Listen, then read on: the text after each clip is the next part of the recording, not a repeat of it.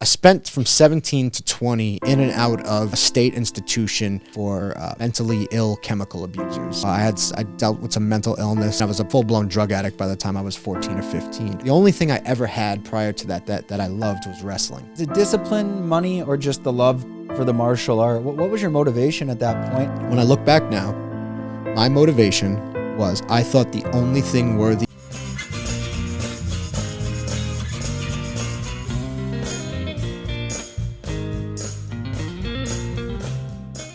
Welcome to Fruiting Body Podcast with your host, Brendan. Today we have an absolute island legend of a guest. It is Eric Uresk. Got it? You got it. I thought I was going to mess that up as I was saying it. That whole verbal dyslexia, I start to fall apart. Anyways, let's get this podcast started. As you know how we do on the Fruiting Body Podcast, we are in Phuket, Thailand. We are just interviewing and having that discussion with people that have lived here, or if you're new to Phuket in Thailand, we want to hear about your experience. What have you done here? You know, where are you going and what's next for you? I'm not going to tell you subscribe. I'm not going to tell you to like. I'm not even going to tell you about our mushroom supplements. We're just going to get this started. So without further ado, Eric Uresk. Yeah. Hey, buddy. Thanks a lot for joining us. Yeah, stoked to be here. Yeah, sorry. It usually takes a bit of time to get started. We'll try to keep it under 40 minutes. It's not so easy. I want to jump right into this right away. Tell us a little bit about where you're from and what are you doing? Sure. So I'm currently living in San Diego, California, born and raised in New York, lived all over the country and world there and back. Today, what I currently do, I am, as much as I hate this term, I am a life coach. I work primarily with successful business guys, creating more of a work-life balance. So focusing on the rest of their life. Oftentimes when you're, building wealth, a lot of relationships can get ignored, health can get ignored, a lot of the other stuff can fall to the side. And so that's where I come in and take a look at how can we create a balance that actually works. I also work with these guys on their leadership skills as far as their communication with the people that they are leading and in charge of. And then I also work with just guys that feel stuck in their life, like just regular everyday guys that feel like this is it. Like you said earlier, you were talking about, your friends back home and they think that, I've got a wife, I've got a kids, and this is what my life has to look like now. But they're not happy. Right. And so I work with Where did that experience before you're jumping into becoming the life coach? And I think a lot of people, they get, that term gets thrown around maybe too loosely. To let the audience know, you were the head MMA coach at Phuket Top Team. Correct. Down on the Soy. That was 2014 to 2019. Correct. So you're a Phuket OG, let's say. We'll talk a little bit about that, but first, like the ability to give that, direction to people looking for it and building on these life experiences. Now, I've done a lot of research into your backstory. It is a wild one. Is that where you're pulling from that's your own life experience, it's your own portfolio to give that direction? So yeah, largely, yes, that's what sort of inspired it. Also, as I began coaching fighters, as I left my own professional fight career and began coaching fighters, I really got obsessed with the idea of using martial arts as a pathway to confront fear. Because I would see it, I saw it in myself, and I saw it in the athletes that I was working with, how they were able to handle fear would very much determine how they would be able to perform when the lights come on. How well they would be able to work on their vulnerabilities in practice and turn them into strengths. And so that became, I really dove deep into that as a coach. Is it more the fight or flight instinct? Well, yeah, I think that's our natural thing, is our fight or flight instinct. There's also a lot of identity goes with it, right? So a lot of fighters, and this is changing, but a lot of fighters for a good amount of time come from maybe not the best upbringings, right? There's something there there's something that happens to somebody where they want to decide, I want to fight in a cage for a living, right? There's usually something that they're making up for. So for a guy like me, and I know there's many like me, I was a street guy. I was one of the toughest guys in my neighborhood, right? And so I build this reputation, I build this identity as this is who I am, right? And I you get treated different when you can fight. You get treated different when you have a capacity for violence. whether as a street guy or an athlete. Okay, people want to be around these guys. I think there's something very innately primal about people that can fight well, right? It's almost like a modern day superhero, if you will. And so when you build your identity around that, but now you're getting in there with other guys that are also that guy. Okay. Now, oftentimes I'm fighting to keep that perception of myself alive, because for a guy like me, that's the only version of me that I knew that would get my emotional needs met, right? My emotional needs didn't get met at home. They got met out in the street, beating people up. The older kids would clap for me and take me in and be nice to me. People were nice to me because I could beat people up. That's the quick math that I did, right? I don't think that's a uncommon story in this world. I think it's actually more common than not. What was that first fight when those endorphins and you realized, oh shit, if I keep doing this, I'm going to get that feeling? Remember it like it's, by the time I was in 5th grade, I had been in 50 street fights, right? I kept meticulous track. But I remember this one, I went to the schoolyard to fight this kid, Ricky, and there was a bunch of older kids there. And I was a little scared. But as soon as the action sprang, I remember hitting him, and I remember just feeling like how much control I had, and I could feel him crying. And I remember as the older kids applauded, I remember taking his finger and looking at him, and I could remember looking at his eyes almost like, please don't. And I remember just snapping his finger backwards and like making a conscious decision to do so because I wanted the applause from the older guys, right? And from that moment on, I was taken care of in that neighborhood. You know, I had these older guys would look after me, and I felt I felt like I was a part of something. Did you feel immediate remorse or hours later from that experience, or you're like, I'm going to keep doing that? I probably didn't feel remorse over that till I was in my late 30s. And where did that come from? Where are you growing up in New York where this type of violence is encouraged within, the streets themselves? Sure. So I grew up in Long Island. Long Island has a wide gap of wealth and then very blue collar working class families. I came up in a very blue collar working class family, a lot of addiction and alcoholism and craziness and on both sides of my family. So home wasn't a place where I could get those needs met. My parents were they were surviving and in survival. They didn't have a lot of emotional bandwidth left over. So I just would be out in the street with not a lot of guidance. And I don't know, I tell this story often, but the only idea I had of what a man is supposed to be was through 80s action movies, right? That was what was raising me, essentially. I didn't have anybody teaching me things. So what did I learn from 80s action movies? Sometimes this guy gets fucked with, right? Then he kicks ass. There's some sort of redemption story where he has to kick ass and become the hero. Once he can kick ass, nobody messes with him anymore. Then everybody loves him and he gets the girl at the end. Right? If you could break down a lot of those basic action movies that a lot of us grew up on into that type of formula, or at least I did, and I was like, that's the template. That's what you got to do. I read some background on that, and eventually kind of it led yourself to Vegas, and you're wanting to get involved in MMA. Yeah.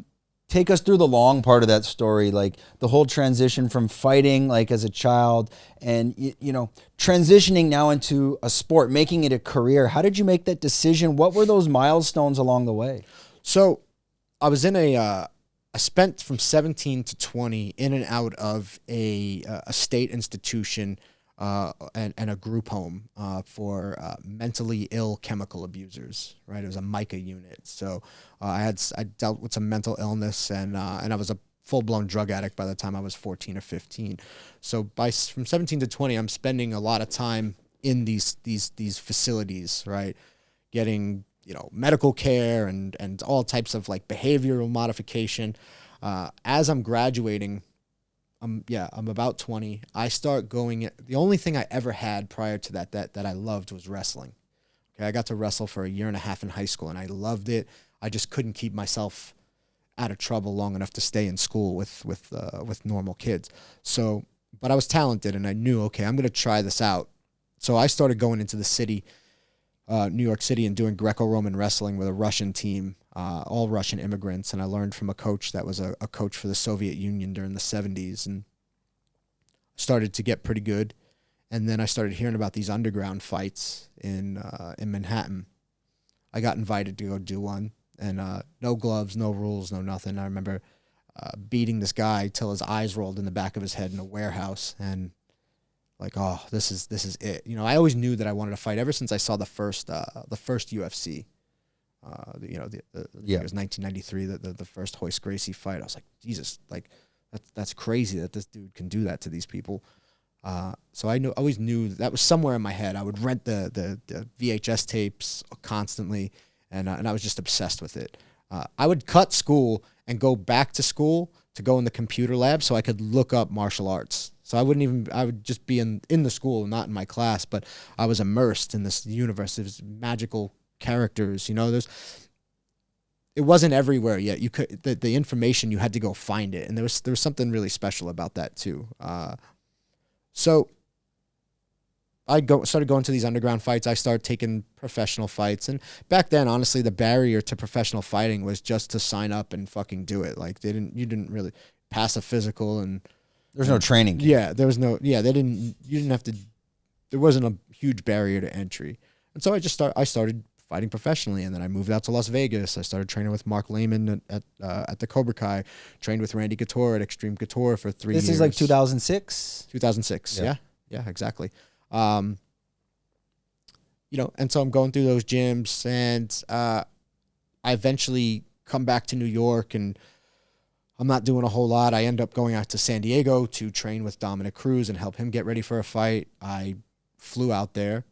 After 2 weeks, I decided this is the place that I'm staying. I lived in the gym for 2 years, had my car shipped out there, lived in these subhumane barracks above the gym with a couple other fighters, and that was it. We got up, trained, took a nap, ate, trained again, taught some classes, and that was life for a long time. Is it discipline, money, or just the love for the martial art? What was your motivation at that point, or did this stuff change throughout time? I'll say this.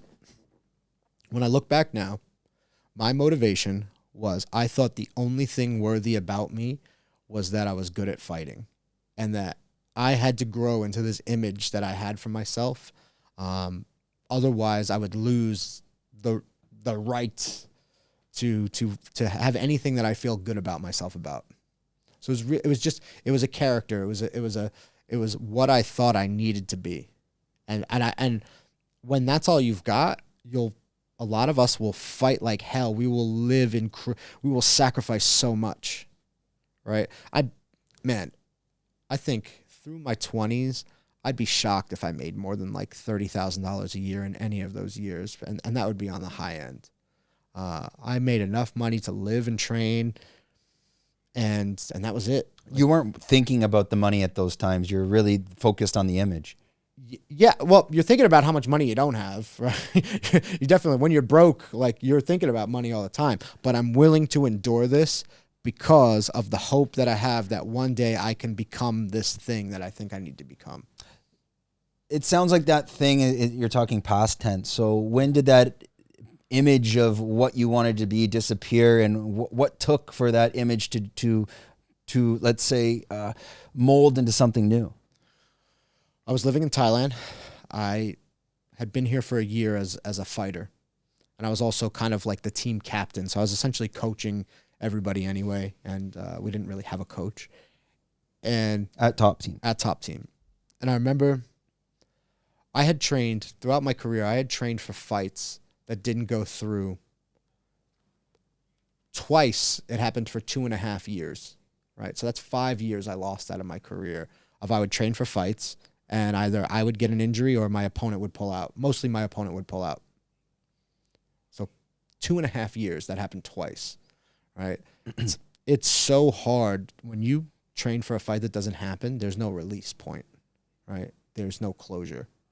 And so you're just stuck with all this, like, there's no completion. And so I was getting ready for another fight out here, and train my ass off, dealing with some things, but I made it through the camp. Weight's good. 3 days before, they pulled my opponent. And I was so heartbroken, and I just realized at that moment two things. One, I knew I wasn't ready to to give what I knew was necessary to put into a training camp. Right, I come from Alliance MMA is what I consider, my gym still to this day. As a fighter, I was with a few other gyms, but Alliance MMA was really my home. What I learned there and what's necessary to put into preparation is if you're not willing to give it your all, if you're not, like 2 a days is the minimum. Showing up twice a day is the minimum. It's all the other extra things. And if I'm not willing to do that anymore and like happily do it, then I don't want to fight anymore, because if I'm not, I don't want to just show up to collect a check or be a journeyman. That's not what it was about for me. I wouldn't disrespect fighting in such a way.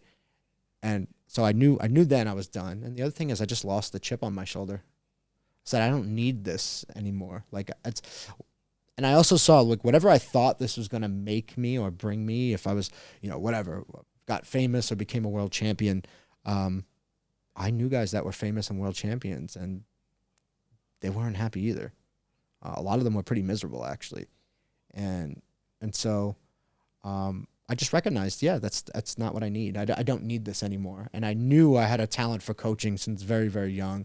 I had been being groomed to be a coach at Alliance, and even in my wrestling career, I remember my coach remarking, you're going to be a really good coach one day. And so, so I knew coaching would be the natural progression. Everywhere I've ever gone in my life, I've always ended up in a leadership position, whether it's a fucking group home, in jail, homeless. Everywhere I've ever gone, I end up assuming some leadership position. It was no different when I went to Top Team. Everybody just started following what I was doing. It wasn't a given title or anything like that. People just saw what I was doing. They followed along. They trusted my guidance. Was that the biggest turning point in your life, going from fighter to coach? The biggest turning point in my life is probably getting married, to be honest. Getting sober and getting married are probably the two biggest turning points in my life. I think, that's up there, though, for sure. When we go to school, like university, to be honest, you don't learn shit. You learn more in your first year on the job than you did in the 4 years of university. Can you relate that to that dream of being a fighter for years and the first year of being a coach? What did you learn the most about yourself during that time that kind of, you didn't even realize that might have been sitting in front of your face as a fighter the whole time, but that year of being a coach, not only are you teaching others, you're teaching yourself. Okay, so that's a really good question. One thing is that the fighter's attachment to the winning and losing is often their biggest roadblock. Oftentimes, where fighters struggle, and you can be successful like this, I think you just won't get the most out of yourself, is a fear-based approach. I'm coming to training because I don't want to lose.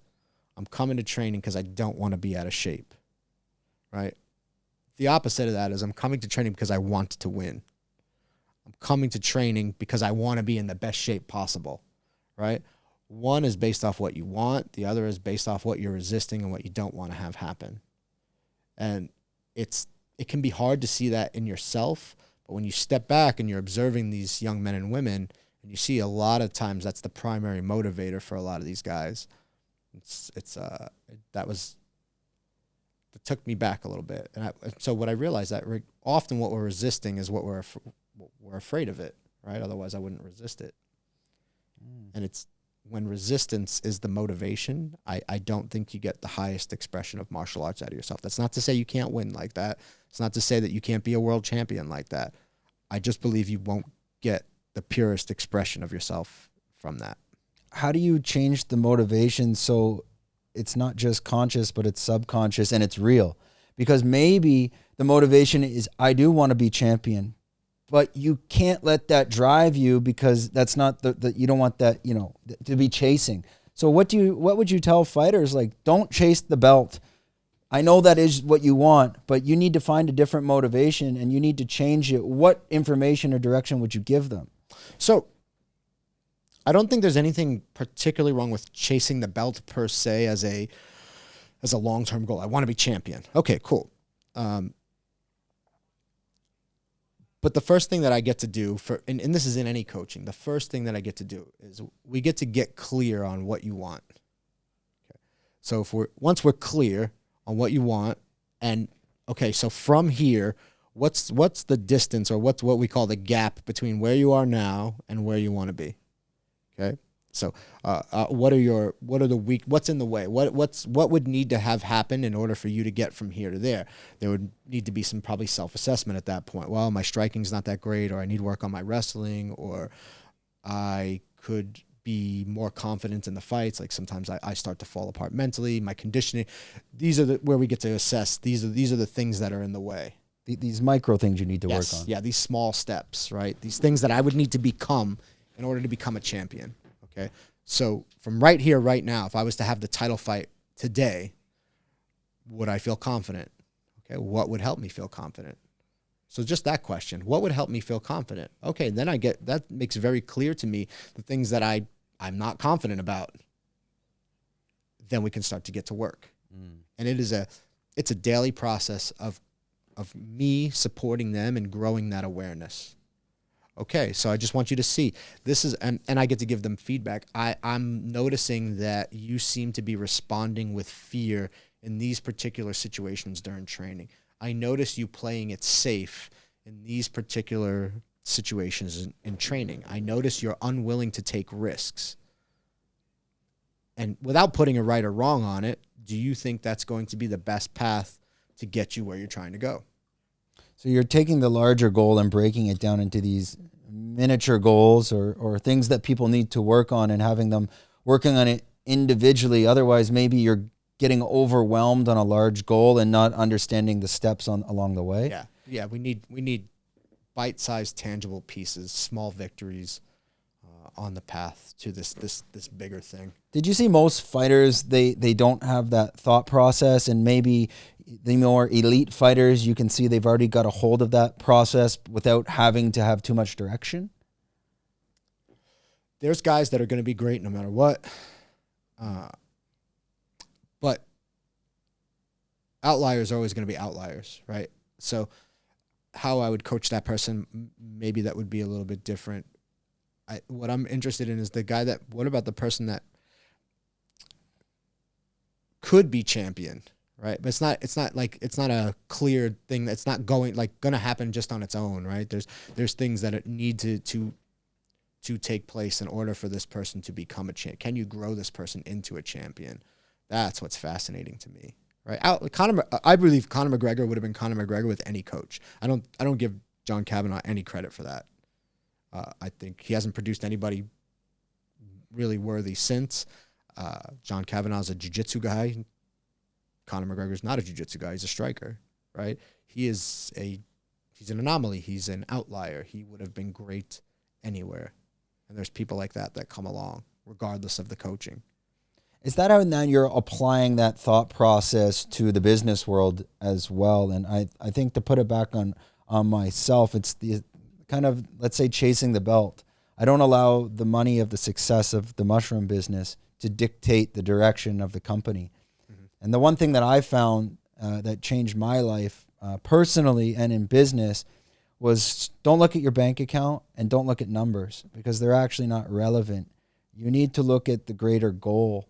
And what is that? And on the business side, for me, it's always been to educate the world on the lost information of mushrooms and how can I teach people about that? And what are the steps I need to do to teach people that? The money will come when you do that.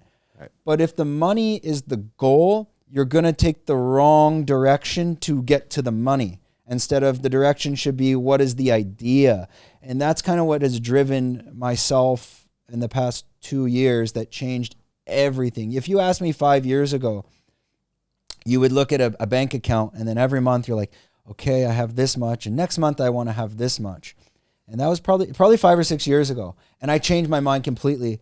I said, if I'm worried to make a little bit extra every month, I'm just going to be penny pinching and picking up dollars my whole life, or dimes my whole life, while dollar bills fly over my head. And I thought, a millionaire doesn't worry about making an extra grand next month. So I just changed everything, and I went into debt.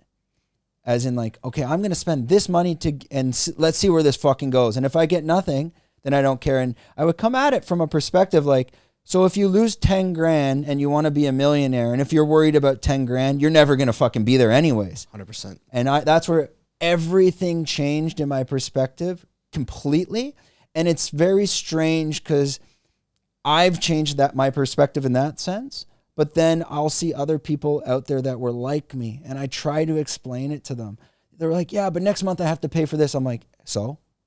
I'm like, go to the bank, take a $10,000 loan to do this. Yeah, but now I owe 10 grand. I'm like, yeah, but you'll never get there unless you do that.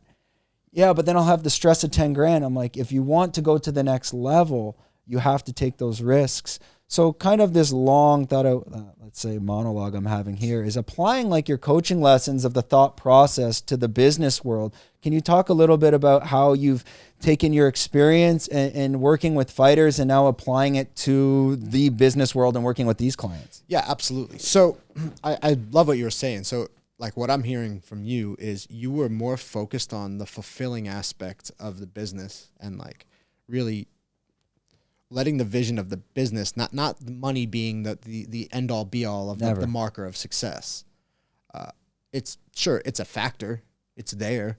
It's not something you want to ignore completely, but it didn't dictate all of your decisions. Yeah, from the beginning, no. I had a famous DJ on here. His name's Goldie.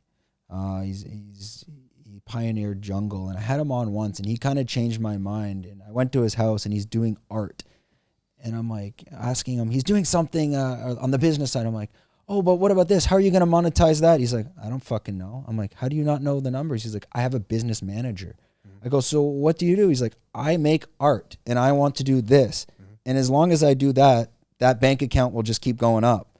And I'm like, fuck. I applied that thought process to what I was doing. So back to your question, It's like, I'm like, don't put money as the driver. Put it as what is your art? Even though maybe the business is an art, but it's like, what is your passion?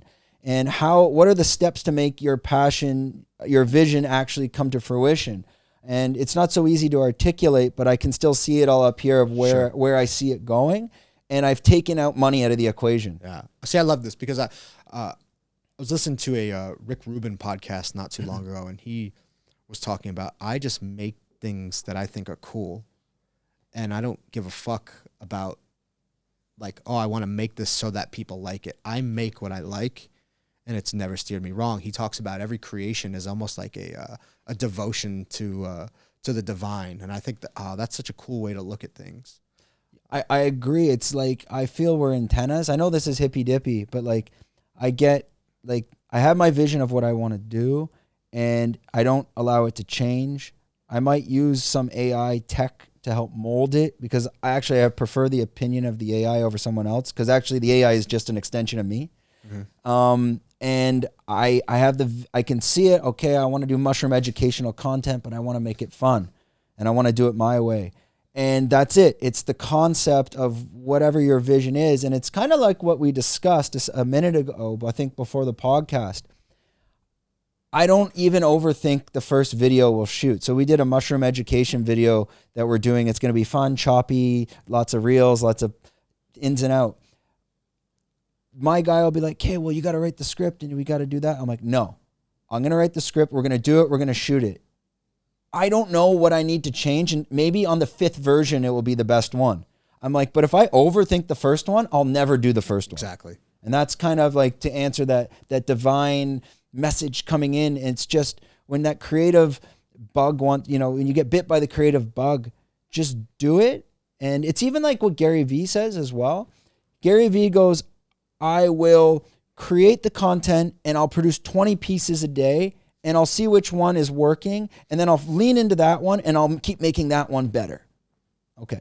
Simple. Yeah. Instead of just like, I want to create a piece of content and I'm going to take 4 months to write it and it's going to be perfect. And then you go, you shoot it, you look at it, you're like, fuck, that was shit. Yeah. And you wasted 4 months. You could have shot 20 of them and revised them 50 times. 100%.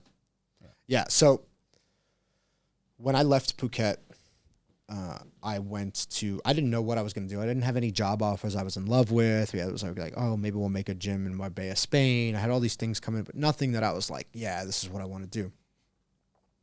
I ended up spending the summer in New York upon leaving here. And I've got a decent amount of saved, but, I'm not rich. And I'm like, all right, I'm going to go back to San Diego. I lived there before for 4 years before coming to Phuket. I have a feeling I'm just going to put some things together out there. I go out there. I don't have a car. I don't have a job. I don't have an apartment. I'm engaged. My wife and I, we move out there. Within a month, I'm married. I have a car. I've got a job, and I've got an apartment. So I'm like, just taking that action, right? Taking that action based off of the inspiration that I have to create. I don't even know what it is I want to do yet. I start coaching with the gym that I came up with as a fighter, Alliance MMA. Somewhere in there, I realized I'm not deeply passionate about whatever's happening here with this group of athletes. And so I continue to coach, but I'm not loving it. Along the way, I start doing some deep training in emotional intelligence. I start doing training in leadership. I start doing more training in working through trauma as I'm working through my own PTSD at the time. So I'm starting to get educated in this other thing. After about 2 years in the States, I get a call from Tiger Muay Thai. They want me to come out and be the head coach. So I'm like, okay, I'm going to take this job because it's like, this was going to solve all my problems of having to worry. Making money in the States is hustling private lessons and stuff like that. When I'm coaching in Thailand, I have no worries, right? If I make $3,000 a month, I'm straight. I can live pretty well here for $3,000 a month. I get the first dose of the vaccine for the travel restrictions. It puts me in the hospital. So I'm not getting the second one because I don't want to die. My heart got fucked up for a month. Was it myocarditis? Yeah, myocarditis. Yes. I end up going to check out Richmond, Virginia as a place that I may want to move because I gave up my apartment to take this Tiger gig. And I gave up all our belongings. All I have is my car and some money in the bank. So my wife and I were staying with my parents for a bit. I meet people in Richmond, Virginia that are in the online coaching space. I always knew that I wanted to take what I had and move into this coaching space, coaching people in their lives. Has always been somebody that people will just open up to me instantly and start divulging, their deepest secrets. And I knew I had something there. So from that seemingly, terrible thing, my heart's fucked up. I can't take this job in Thailand where all my coaching business grows. I don't follow any of the formulas that people do to start their online coaching business. Right? I have maybe 10, 11,000 Instagram followers at the time. But I have relationships that are really strong, and I'm meeting people. First year in the business does 6 figures in the first year of coaching. I made very little of that online through social media. Social media is a place that I express my ideas and flesh out my thoughts. I made my money through being a solid fucking guy in relationships with people. And when people are around me and they get a dose of what it is that I can bring into their lives, hey, I'm interested in hearing more about your coaching business. And getting on these big clients, these business owners, and boom, second year is almost probably gonna, the second year is way more successful than the first year. These are coming from your already established network yep. of just, hey, this guy. People I've met in a random grappling class in Phuket Top Team where I called him out on a fearful reaction that I saw. I said, hey man, you're playing not to lose. And I could see you get tight. And I started asking him questions about what that's all about, right? And just from these questions, he starts to self-examine. The moment I announced I was coaching, he hits me up. Right, the guy's been a client for a year and a half. These are businessmen. They're Mostly coming to train. Yeah, they're not training to fight or no. Yeah, mostly businessmen. Guys that I've just met. Yeah, guys I've met on the jiu-jitsu mat as students that happen to own companies. Guys that I've met in trainings that I've done for leadership and emotional intelligence. Guys that I've just come across in places that I've hung out. We start talking, and I just ask them questions. I'm not afraid to ask people hard questions and get them to reflect for themselves. My job is not to give anybody the answer. It's to get them to reflect on and to look at themselves. If a person doesn't see themselves and see the nature of how they're living and what that's creating, not Not right, wrong, good or bad, right? Me living like this is creating what I currently have. If I want to live a different way, do I need some support to do that? That's where I would come in. What is the kind of the most common questions or issues that the people in the business world approach you with they're trying to solve? Well, over prioritization of money, poor relationship skills, poor communication skills. Relationship in the business or personally? Personal. And in business, but mostly personal. Mostly personal. And, dude, I mean, look around you. I'm sure you know other successful people, right? It would be quite odd for a successful person to not know other successful people. And look at the people that have the most wealth. Now, it's not a rule just because you have wealth, you're going to be unhappy. But, man, I know a lot of unhappy, wealthy people. A lot. I would say more of them are unhappy than happy. The ones that I know, they constantly stressed, constantly worried about maintaining whatever it is. Is that from kind of chasing again the end of the rainbow instead of kind of piecing together the purpose? This is what I've learned to be true. Money will purely exacerbate all of whatever's inside. Money is just going to bring that out and shine a magnifying glass on it. If you've got issues with drugs, alcohol, money is just going to give you massive access to more drugs and alcohol. If chasing women is your thing, right? Money is just going to give you more access to chase those demons, right? If you have poor relationship skills, money is going to give you more access to avoid that in the first place, right? And there's only so many peak experiences you can have before even those don't work anymore. So you're just throwing gasoline on the fire. Just that escapism. And this is what I love about Phuket. Phuket, for the first time ever when I lived here, I didn't have to worry about money. I was financially stable. I could do whatever I want. I could eat out 6 times a day if I want. Endless amounts of beautiful tourist women coming in and out of this place all the time, just running rampant on the soy, right? I had everything that I could have wanted, and I found myself miserable. Why? Because I wasn't happy inside. Right? Everything that I was doing was to escape this inner condition that I didn't want to deal with, right? A lifetime full of trauma that I had not taken a look at. Sure, I was sober a long time. I stopped drinking and doing drugs. I'm nearly sober like 20 years now. At the time, 13, 14, 15 years. Really poor relationship skills. Really still felt inherently not good about myself. I still needed something to prop me up. I still needed to be the expert in the room, right? I would have this thing where when I got around somebody that I thought was influential or could do something for me, I would, instead of like shutting up and soaking up some knowledge or being interested in the person, I would try to get them to be interested in me, right? So everything was a self-focus. And whenever the focus is self-focused, I've never met a happy person that is intrinsically just self-focused. When I'm at my unhappiest, all I am focused on is me. Conversely, when I'm focused on relationships, when I'm focused on bettering the people around me, when I'm focused on giving my friends the spotlight, when I'm focused on growing people, nurturing people, putting into people, that doesn't mean I ignore doing my own work. I'm happy. I feel connected. Right? I feel a part of. I think the idea of the self-made man is bullshit. I think, yeah, there's guys that work hard, but fuck if there wasn't an opportunity given somewhere or some knowledge given somewhere. I don't believe anybody's really self-made. I believe that we take from whatever we can pull from. Yeah, I mean, you get lucky sometimes. Yeah. And I'm not so much lucky, it's also the opportunities there and you grab it. You're open. It's open, yeah, as well. I mean, even for us, like we're just starting. We're by no means, we just started in April.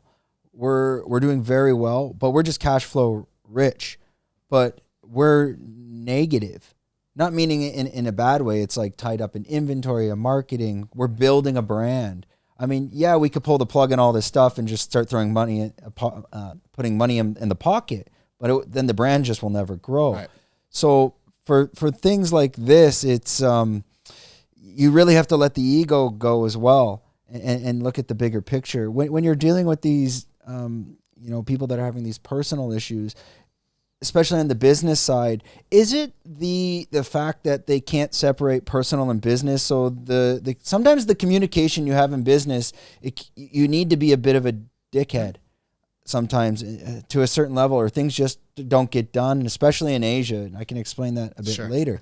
But then, like, if you're working like that 10 hours a day and then you finally go home to your loved ones, it's very difficult to change the switch. Is that a lot of the times how they would kind of, what's the word? Like, to justify their behavior? I would say yes, that happens. I think the way that I look at it, I don't think that our life has compartments that don't run into each other. Like, it's not like, okay, this is my business life and this is my home life and this is my gym life. I think all of them are part of a giant circle, and they're all interconnected. I think the bottom line of it is, like I said before, it's a self-focus. So the guy that's stressed out in business, even if he's doing well, right, it's generally there's a self-focus. It's about me. It's about my bottom line. It's about growing this for me, for my family, and there's a primary motivation of fear behind it all. And I think that's fairly normal, but when it goes undiagnosed or unassessed, it's going to run you rampant. No amount. And if you're not clear on that, that's all the avoidant behaviors, right? Whether it's working too much, whether it's eating too much, gambling, sex, whatever it is that how a person avoids, right? Watching sports endlessly, just anything to get out of having to sit with themselves. Yeah, but and as long as you're aware of it and you're addressing it, and you can put it at bay if you need. I mean, is that healthy? I think without awareness, you're asking for trouble. Yeah. And again, there's nothing wrong. If that's how you want to live your life, that's fine. Most of those people are not satisfied with that, right? They're not content. They're not fulfilled. Happiness is whatever. Sometimes you're gonna be happy, sometimes you're not. But being fulfilled, being connected, feeling strong in relationships, that's oftentimes what people want. Like, deep down, when they get past all the other things, well, why do I want money in the first place? Most people for freedom, I guess. So you don't have to do your 9 to 5, but that working that 12 hours, 16 hours a day, that might lead to addiction in terms of being that workaholic, where even when you get that money, now you might have made yourself so addicted to working, it might be hard to step away from a 16-hour day. Sure. Some people have a hard time. They don't know who they are without that. What steps, I mean, we've talked about the thought process and the baby steps of breaking down once you identify the issue, yours being, you're saying maybe the ego was too large, or wanting to be the expert in the room, and I thought I needed to be the expert in order for you to see the value in me, so that I could get something from you.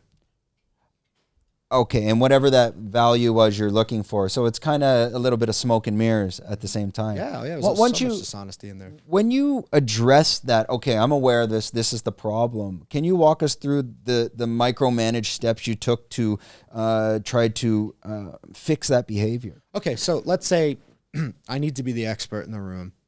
I'm constantly looking for ways to get you interested in me. What that tells me is that I'm coming from a place of lack within. I don't feel confident about myself. I'm looking for you to get something from me. I'm looking to get something from you. Okay. So I'm already starting this relationship trying to take from you. So I have to assess that. I have to look at that. Is that working? What does that create in me? Can I ever just be easy in my skin and relaxed? Do I notice that it's hard for me to be interested in other people? When I'm constantly hogging the spotlight or trying to be the guy that's out in front, what does that create for other people? And so, and what is the outflow of that? Do people get tired of just that I take up so much space all the time, inconsiderate of anybody else? There's nothing wrong with taking up space and being big when it's appropriate, but when I do so in such a way that I don't make room for other people to come with me, that's a problem. And no wonder why even when I have success, I feel lonely, right? So I'm looking at all the ways this is not working, okay? And not that I'm wrong or bad or an asshole for doing this, but it's not working. I feel lonely. Okay, so conversely, when I'm interested in another person and they are actually feeling heard and engaged with me, and we start coming up with ideas in a cooperative way together, and maybe I can support them in some way,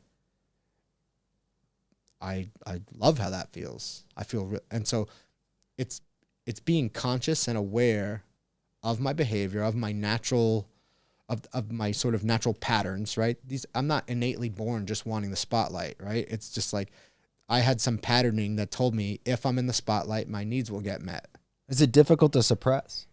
Is it suppression? Well, so yeah, so at first it was suppression. Now it is a notice that that's there. I don't make it wrong. I think if you suppress these things long enough, they come out even worse. So it's not about suppressing it. It's about acknowledging that it's there, being okay that it's there, but choosing to act in spite of that. Okay. So yes, I notice I have this urge to want to look good on this podcast, right? But I'm also going to choose, even though I noticed that, I'm going to choose to be interested in what you have to say and actually maybe learn something about you. And yes, also give value to the podcast because I'm here as a guest, and yeah, there's some value to that. But it's like, okay, rather than this just be about me, could I make it a co-creation with the person that I'm working with right now? That seems to be more fulfilling to me. That seems to be where more magic can happen in terms of like co-creations, that we have an opportunity for that all the time if I'm present. If I'm not present and I'm just worried about me and I'm just worried about how I look, I'm limiting myself. It's not wrong. It's not bad. I'm not an asshole. I'm not the worst person ever to do that. It doesn't give me results that I like. Do you surf? Terribly, but yes. Okay. So jiu-jitsu, let's say, is an example. What is the crucial role jiu-jitsu has played in your life to make sure you're present in the moment? Great question. So oftentimes in training, I'm generally one of the better guys in the room, right? If not the best guy in the room. Happens more often than not. When my focus is to maintain that idea of being the best, my jiu-jitsu gets tight. I'm thinking in terms of winning and losing. I don't enjoy that process. I feel like I'm defending something as opposed to enjoying the experience of jiu-jitsu. Now, when I'm in this just sort of open, intentional, free-flowing way, jiu-jitsu just seems to happen. My body just seems to, it's like water around a rock. It finds the crevice that it's meant to fit into, and everything flows, and it's a lot of fun. Even if I'm not the best guy in the room, it's a lot of fun. I'm enjoying the experience of learning, right? I can seek to be the best and defend that, or I can be curious and enthusiastic about learning, right? About what's actually present here right now. Those are the two ways that I can go about it, and those are two ways I can live life. I can live life on defense, right? Which people do in business, worried about that $10,000. As opposed to looking at that $10,000 as an opportunity to step into the next level of business. You're meeting people that are looking at that $10,000 as a liability, right? You saw the opportunity by going in debt. And that's why you have what you have. Well, a lot of it also, the whole rich dad, poor dad, a lot I've realized that actually the government pushes you to live off your savings, and actually rich people live off debt. Yeah. And I've only realized that a few years ago. So I encourage debt. Yeah. Because the way I look at it is like, well, I'll take the 10 grand, I'll take whatever I need to borrow from the bank, and I will try my thing. And if it fails, do I die? Are you dead? No, you can claim bankruptcy if you really want. Right. I mean, and again, if that 10 grand is the end of your world, well, then I think you have a lot worse problems than that. Jumping into like the egotistical, let's say even leading businessmen of our day, your Steve Jobs, your Elon Musks, which are your outliers. Sometimes technology is so important to push mankind forward. Are these outliers with these larger egos, are they allowed to steer the ship and tell everyone else, hey, fuck off, I'm doing it this way? Do you need that sometimes to, push, to evolve mankind, to evolve tech? I mean, if these people start caring about everyone's emotions, they might not be the men they are today either. Sure. So I think there are times where the leader has to basically say, hey, listen, trust me. This is the way that we're going. I don't know that it's caring about people's emotions as much as caring about people, right? So I don't know, maybe these people lived their lives and their mission here was to advance technology, and they didn't care if their life experience was fulfilling or not, or if they were miserable or not. I don't know. I'm concerned, and sure, people have done great things being assholes. They've done, phenomenal things. Is that the only way they could have done it? I don't know. Maybe not. I think there's infinite ways to do things. I think I can advance my plan forward and also give a shit about people and also co-create with people. I mean, Steve Jobs used a lot of talent. He wasn't necessarily the only talent within Apple. He needed the support of quite a few people. Well, he's the conductor. Yeah, he's the conductor, right? I think, there sometimes, but trusting that vision and moving forward. Can I be a human being while I do that? Sure. I don't think it's mutually exclusive that I have to run over people to get an idea through. I think the business idea of endless growth, though, I think that is a cancer. I think that's capitalism, though. Yeah, I just think that the idea. I don't see anything wrong with capitalism. You have an idea, you want to bring it to fruition, great. The idea that I have to make more and more and more, that's what cancer cells do. I don't. There's no. The goal line keeps moving, and it's like when I get here, then and there's no satisfaction to be had. There's no fulfillment in that. There's no presence in any of that. I think I forget the great Greek philosopher where it's the image of pushing the boulder and then up, and then again you're going this way. Yep. And then I forget what that's called, but there's a ancient Greek philosophy showing that where it's like it's endless. Actually, it's infinite. The levels are there. You'll never reach the top. There is no top. Yeah, and I think it's the idea that that happiness lies here, right? And that's the thing. I don't give a fuck what anybody does. Like, I don't care, as long as you're not hurting anybody, right? The idea that I'll be happy when is bullshit. Yes. If I can't be happy now in the midst of the process, I won't be happy when I get to the finish line. Because you'll get there and you'll want the next thing. You'll be looking for the next finish line because I'm not happy now. Happiness, fulfillment, right? That, like, being connected here, that happens in the present moment only. It doesn't happen in the future.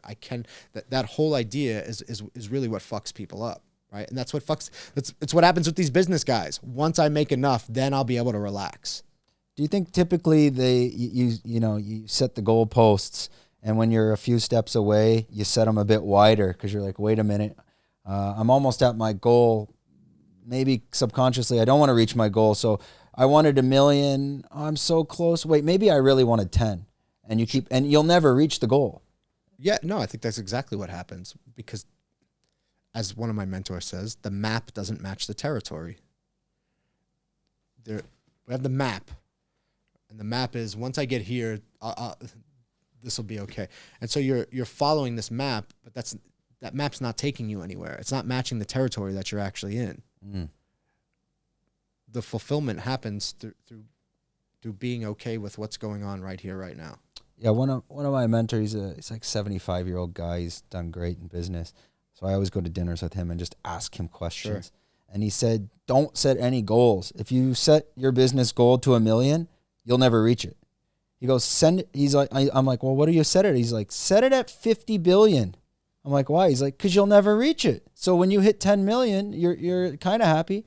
He's like, the second you start setting these like monetary goals, whatever decisions you make subconsciously are being molded to hit that goal, and you won't be making the right decisions subconsciously. I'm like, oh, sure. Okay. And he really framed it that way. And well, so, are you fulfilled with what you're doing right now?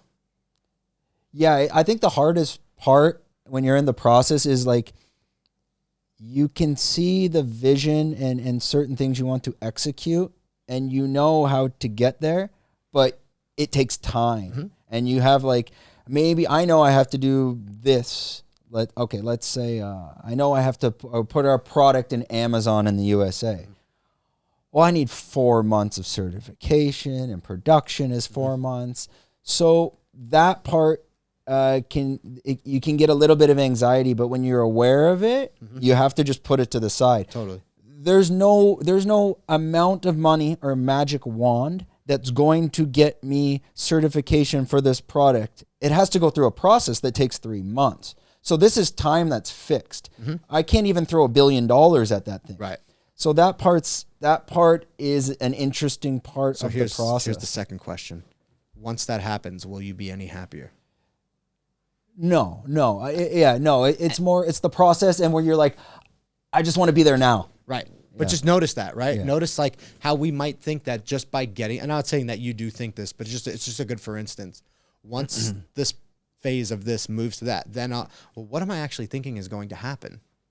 Right? Yeah, the thing is moving along and it's cool. So, okay, can I just enjoy the process of this? Can I be present to what's happening? Yes, I have a vision of what I want to grow this to, but even if this becomes a fucking multi-million-dollar company, what does that do for me? Well, it gives me more financial freedom. Okay. Is more financial freedom going to make me happier and more fulfilled? I would say no. I'd say no, it doesn't. It gives me more tools to do more things. Has nothing to do with my fulfillment or my happiness at all.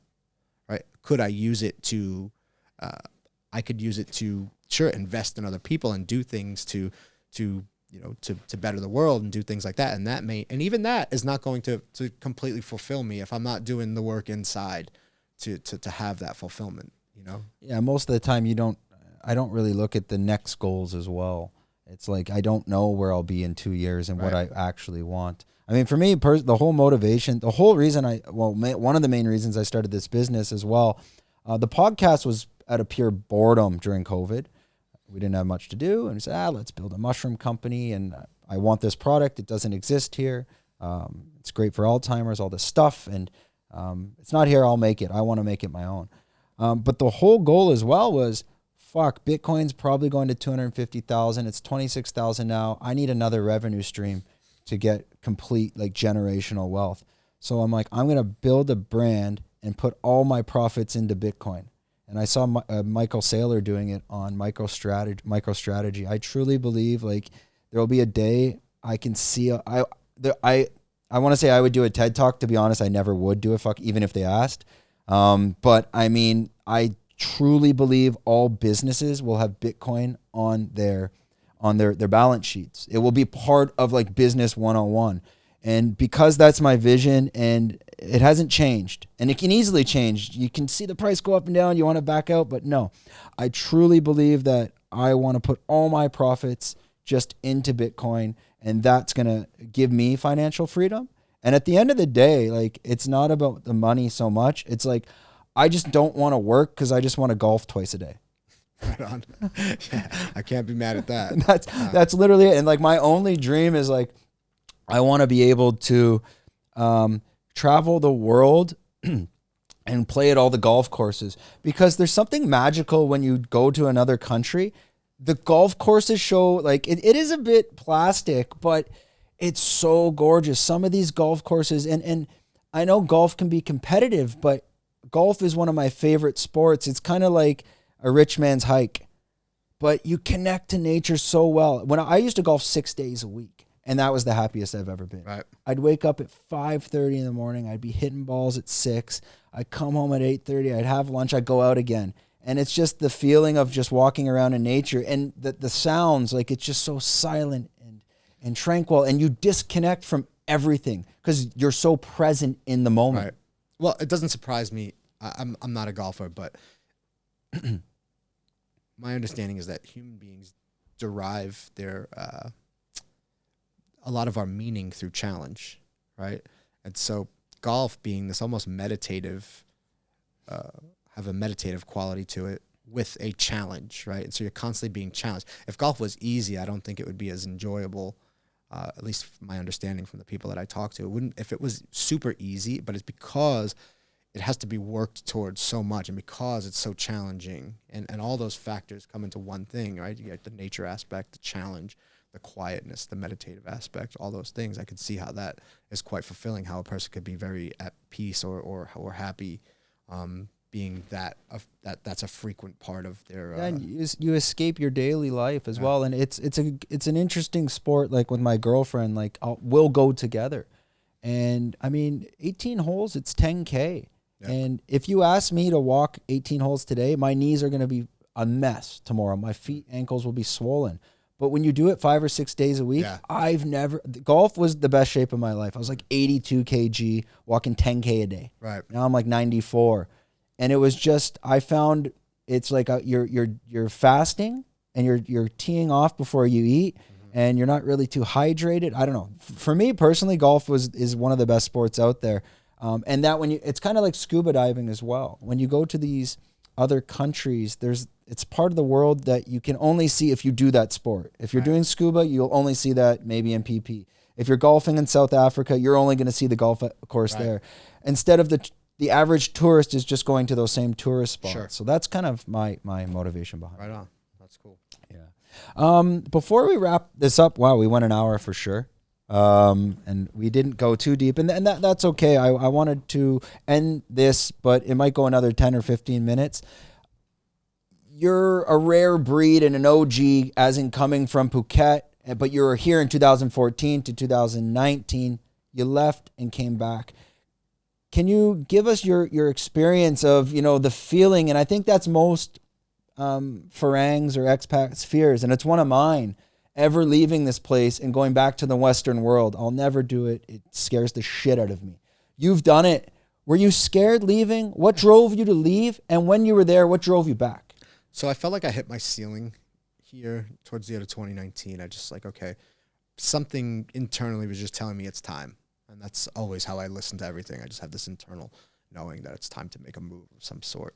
And yeah, so I had no plan really. I'm like, all right, I've got some money in the bank. I'll just, until something will come that I fall in love with. But let's dig a bit deeper into that. Meaning because when you said you left in 2019, I'm assuming it's COVID. No, prior to COVID. It actually, something pushed you out of here. That seems quite strange to me. Yeah, I just knew I hit my max of what I could do here. That my personal growth, I needed to go back to the States to challenge myself. My life was too easy here. Okay. Right? It was too easy. And for me, I need challenge to thrive. Sometimes I wish it wasn't like that, because I sometimes stack a bit too much challenge on the plate, and it could be a bit stressful. But yeah, I was not being challenged here.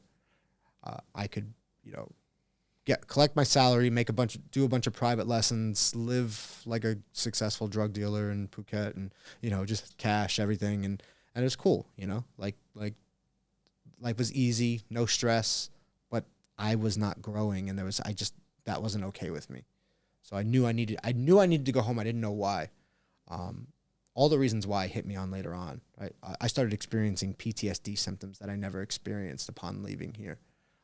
As I started to sit down and began writing a book about my memoirs, and started to recount some events, and the stress of being newly married and trying to put my life back together in the United States after having financial freedom in Phuket, moving to one of the most expensive places in San Diego, was stressful. And then COVID happened in the midst of all this, very shortly after. So, man, it was like a whirlwind of just me having to confront myself and being put in all these positions and all these things that I needed to confront. And I'm glad I did it now. 4 years later, I'm still in San Diego. We we're like, we had both been wondering, I wonder what it would be like to have this version of ourselves. My wife and I are both heavily involved in personal development, and constantly just in courses and leading different trainings and whatnot. So like, what would that feel like in Phuket now, the people that we are now? And it's been cool. It's been cool to see. It's been cool to come back here. I witness a few different types of people that come to Phuket. There's people that come here, they just love the lack of red tape on general everyday life, even though there's a ton of red tape on getting anything done business-wise. Documentation-wise. Yeah. But driving drunk with your helmet off to a red light, go for it. Yeah. So it's kind of make your own fortune kind of living, which I love that. I think there's people that come here for that. I really dig that. I think Phuket is also a place you can escape and avoid real life and avoid responsibility. And I see that I just noticed the juxtaposition, if you will, of those two different types that come here. I think there's people that just observe it. Phuket gives you so much time to yourself that I think for some people after they're here for a little while, like it's challenging that they actually have to like confront parts of themselves because there's only so many massages you can get, you know, and before like because the island life is a little bit slower, right? And you can only drive around this thing backwards so many times. Yeah, and eventually I gotta be with myself and okay, what is it that's so difficult about being with me? And some people just get tired of that and they leave. And then whenever they get wherever they're going, they wish they were back here. How quick did that hit you when you got home? Like, was there a point in the first week you're like, oh fuck, what have I done? It took a little while because I was seeing friends and family and whatnot, and so it was exciting to be home and exciting because in my mind I was leaving here like I had a lot of momentum behind me. Like I was, I think was it 2018? I was nominated for Coach of the Year in Asia, and you know I had a lot of momentum. Coached some world champs at Phuket top team, and we were a small gym compared to Tiger. So, but we had a really strong fight team. I built something really cool there, and I'm like, man, on the back of this, something bigger has got to be behind this. Little did I know it would be taking me actually out of the fight world and into what I'm doing now, and I'm so much happier. But actually being back here and working, I've been guest coaching at Tiger for the past couple of weeks, which is weird because we were, you know, pretty staunch rivals at one time, and Phuket top team no longer exists. Yep. So it's been, but working, I love working with the fighters from Russia and Dagestan and Chechnya. There's such a, man, I really enjoy working with those group of people, and you know, all the fighters from all over the world. And it's just like, it's kind of like stoked a little bit of, okay, like maybe I wouldn't mind dipping my toe back into the fight world a little bit. It's not, I don't want it to be what I do for money. Could it be like life coaching for fighters? I mean, I mean, it's definitely something I bring with me in the toolbox, but I like the technical aspect. I like the fighting part of fighting too. Like I'm a nerd when it comes to that. You know, since I don't fight anymore, I'm a jiu-jitsu nerd. I study fucking jiu-jitsu technique way more than I should.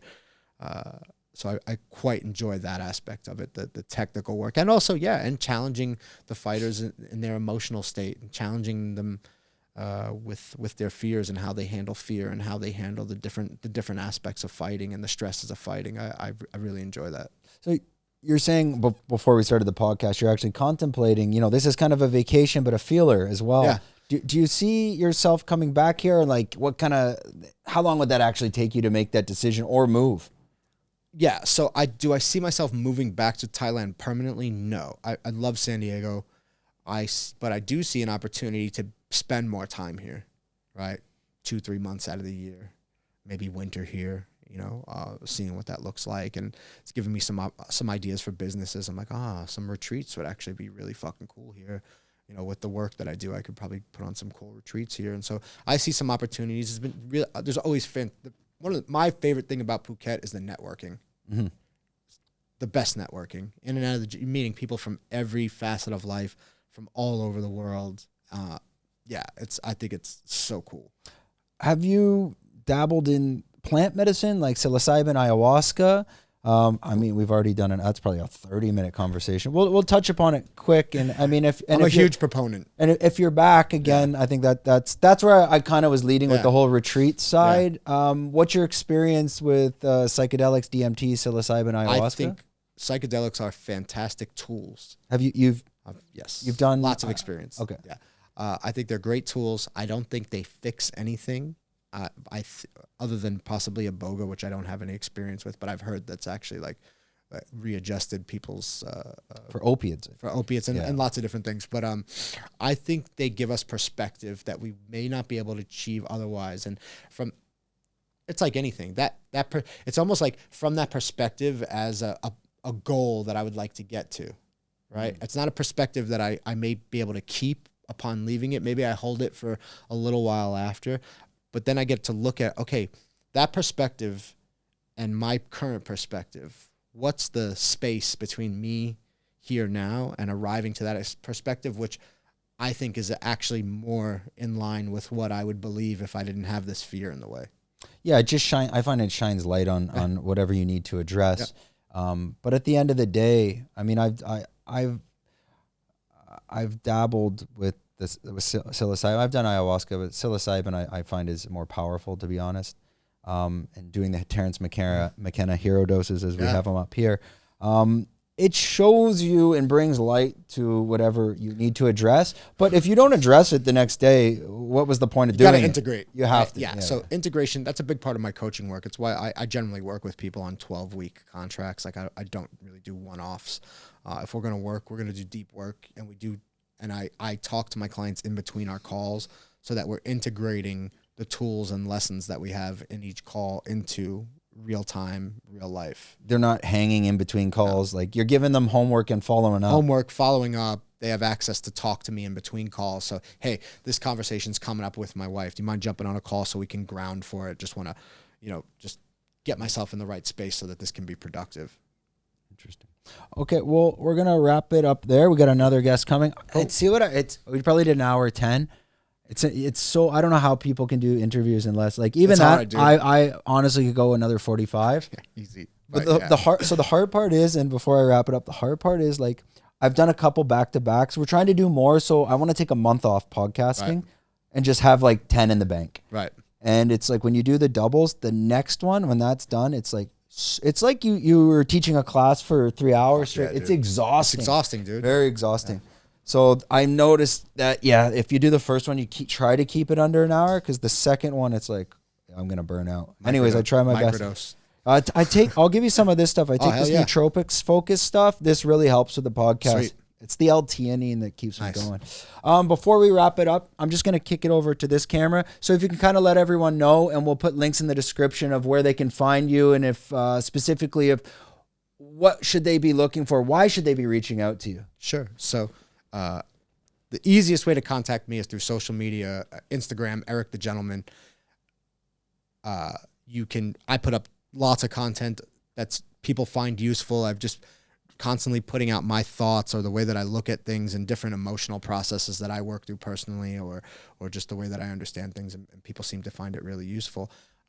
If you're a person that feels like, man, there's more, I just don't know how to access it. Like there's got to be more to like I'm doing all the things I thought I wanted to, or I have this thing that I want to do, and for some reason I keep not letting myself move towards it. Shoot me a DM. We could have a conversation. If you're a guy that's got everything and is not happy, I'd like to talk to you even more. Like those are the guys I really enjoy working with. The guys that have the financial success, they've got all the toys, and yet something's off.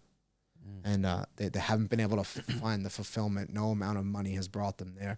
Those are the guys I like to talk to. And especially coming from that background of working in fight camps, the structure, you're kind of applying that structure into the mental aspect. All of it. I mean, without boosting the ego, for me, you can't bullshit a bullshitter, and you're definitely not a snake oil salesman. There's just too many life coaches out there. I'm sorry. It's like you can't be a life coach without any experience, especially real world experience. To be honest, like I can't be a life coach, but I could give you information on what I've done with my business so far. And that's the extent of it. It's the same thing. I highly recommend, if you guys are, again, looking for a little bit of structure and that extra edge, reach out to Eric. And again, you're able to do this all remotely. Absolutely. So, I think you guys should reach out to him. I'm terrible at ending these podcasts. But anyways, thanks a lot. That ends another podcast. We have another episode we're about to shoot now as well. I'm not sure when this all comes out, but it doesn't matter because you're watching it live. So thank you. We're out.